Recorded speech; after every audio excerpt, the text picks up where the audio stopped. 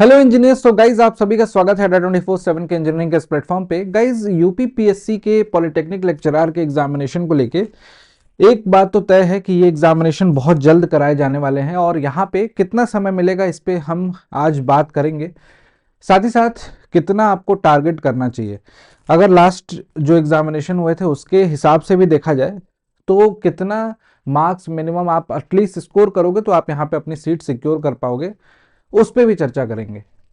तो चलते हैं, सबसे पहले यहाँ पे ना एक शेड्यूल की बात करते हैं कि जेन्युइन शेड्यूल क्या होना चाहिए इस एग्जामिनेशन की अगर आप तैयारी कर रहे हैं तो गाइस देख सकते हो यहाँ पे यूपीपीएससी पॉलिटेक्निक लेक्चरर के लिए डेली एटलीस्ट सेल्फ स्टडी या फिर जो भी आप पढ़ रहे हो सब्जेक्ट को, सिविल हो ब्रांच आपकी या कोई से भी ब्रांच मैकेनिकल हो, इन जनरल आपको 6 to 7 आवर्स का यहाँ पे टाइम एलोकेशन बहुत इंपॉर्टेंट हो जाता है।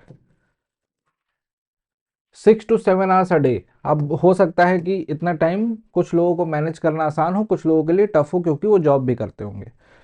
जो जॉब करने वाले बच्चे हैं वो 4 से 5 घंटे, 4 घंटे एटलीस्ट निकालना पड़ेगा दोस्त, है ना, क्योंकि पोर्शन आपको पूरा का पूरा टेक्निकल अच्छे से कवर करना ही है। हिंदी भी पढ़ना है, उसमें हिंदी आप लोग टच में नहीं होगी।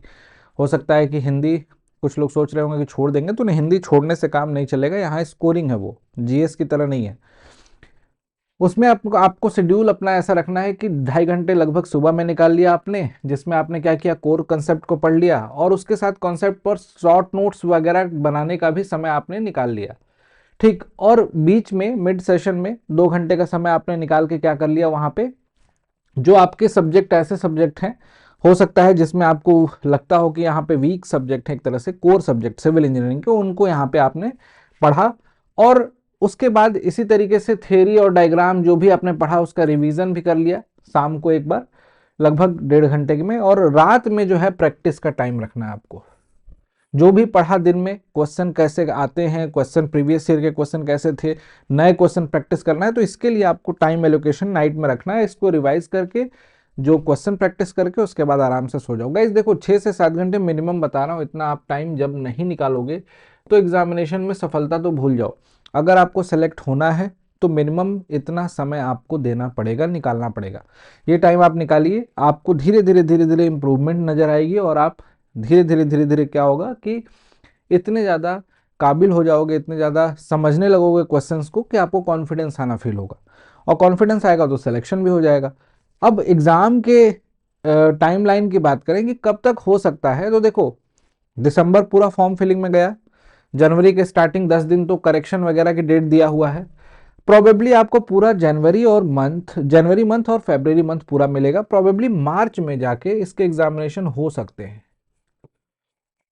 ये बहुत जल्दी हुआ तब की बात बोल रहा हूं।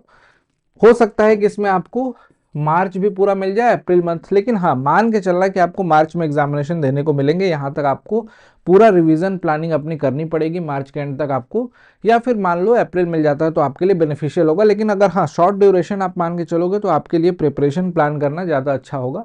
अगर लॉन्ग मान के चल रहे हो, एग्जामिनेशन पहले हो गया तो आप पैनिक कर जाओगे, इसलिए आप पहले से ही उसको शॉर्ट ड्यूरेशन मान के चलना है और उसी में आप अपनी प्रिपरेशन को सही करना है।